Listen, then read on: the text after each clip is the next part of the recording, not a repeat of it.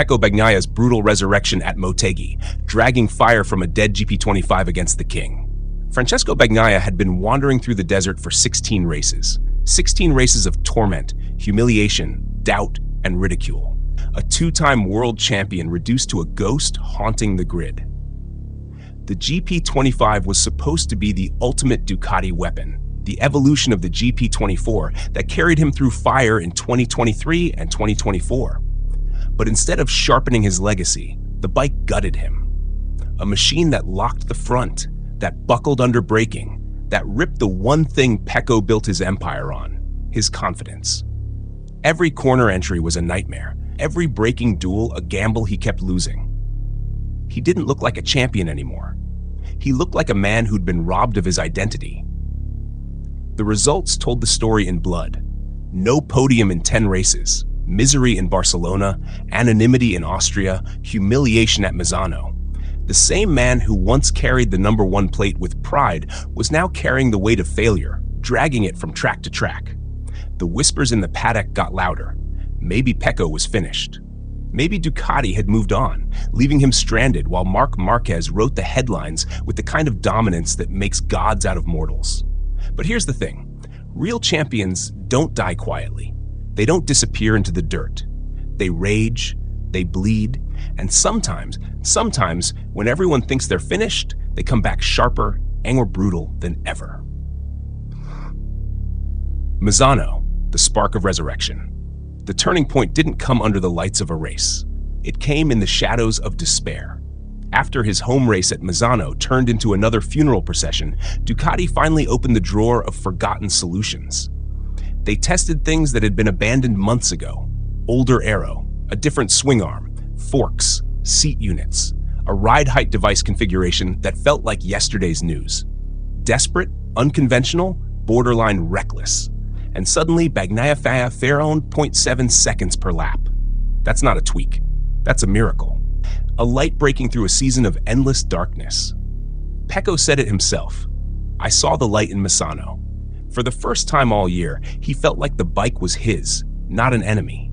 He could brake late. He could throw the Motegi into corners without it spitting him out. He wasn't fighting anymore. He was riding. It was like remembering how to breathe after drowning. But the world didn't believe him. Too many false dawns, too many empty promises. Malaysia, Thailand, Catalonia, they'd all been teasers that ended in pain. So when Pecco arrived at Motegi talking about confidence, most rolled their eyes. They'd heard it before.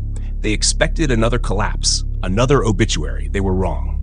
Motegi, the execution. From the first practice session, Bagnaia knew. He threw the GP25 into the corners and it stuck. He braked late and the front didn't betray him. He was fastest in FP1, something he'd done only 3 times in his entire career. That was the first shot across the bow. Then he took pole with a new Motegi lap record, smirking like a man who had rediscovered his own reflection. The sprint was his first battlefield. 20 laps of precision, every one of them led by Bagnaia. He didn't let anyone breathe, didn't let anyone sniff a chance. It was suffocating, ruthless, a statement carved in steel. The old Pecco was back.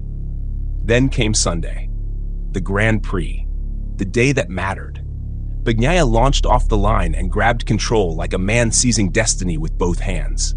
The track bowed to him. The laps unfolded in perfect rhythm. Behind him, Marquez, 9-time champion, the god of comeback, the man who had spent the entire season breaking bones and egos, was waiting for the crack, the collapse, the moment when Pecco's fragile resurrection would shatter. But it never came. Lap after lap, Bagnaia tightened the screws. The Motegi started coughing smoke in the second half of the race, belching like an engine on its last breath. The world thought it was over. The bike was breaking. But Pecco, he didn't flinch. He kept hammering, kept bending the GP25 to his will, kept stretching the gap. 2 seconds, 3, 4. The stopwatch became a weapon, carving every rival's hope into dust. And here's the brutality of it. Marquez, the king of suffering, the man who thrives on chasing, gave up. In the final laps, even Mark admitted defeat. He bowed his head, accepted second, and let Bagnaia walk across the finish line untouchable. That's the scar Pecco left. He didn't just win, He made the god of comeback surrender. The anger beneath the smile. After the race, Pecco's words were fire. "I'm very happy about today, but I'm also very angry," he said. Happy because the nightmare had finally broken. Angry because this solution should have come months ago. 16 races wasted. 16 races of humiliation that could have been avoided if Ducati had listened, experimented earlier, dared to trust him. He was right to be furious. The season was already gone. The championship was already lost to Marquez. The fixes had come too late. But now, at least, he had his soul back. He didn't look like a man celebrating. He looked like a man sharpening a knife. Marquez, the shadow of the crown. But we can't forget the bigger picture. While Pecco was resurrecting himself at Motegi, Marquez was clinching his 9th world championship. The Spaniard has been untouchable all year, dragging Ducati's GP25 into submission when others drowned in its quirks. He turned a ghost bike into a weapon of mass destruction. He made the impossible look inevitable. That's the mountain Pecco has been staring at all season. That's the shadow he's been crushed under. Even at Motegi, on the day of his perfect redemption, Mark's still left with the title. The empire still belongs to him. The crown still sits on his head. But for the first time all year, Pecco made him human. For the first time, he bent Mark's will. That's a victory no statistic can measure. Resurrection in numbers. Bagnaia's race time at Motegi? 42 minutes, 9.3 seconds. Almost identical to his winning time at the same track last season. That's the level he rediscovered. Not just a win, but a mirror of his own past brilliance. And he cut 27 points from Alex Marquez's buffer in the championship, reducing the deficit for second place to 66 with 5 races to go. It's not about the title anymore. It's about pride, position, redemption. The fire that's coming. So what now? Pecco has found the way.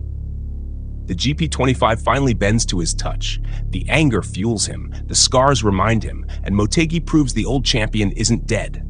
He's dangerous again. Marquez, meanwhile, has nothing left to prove this season. The 9th crown is his. The burden is gone.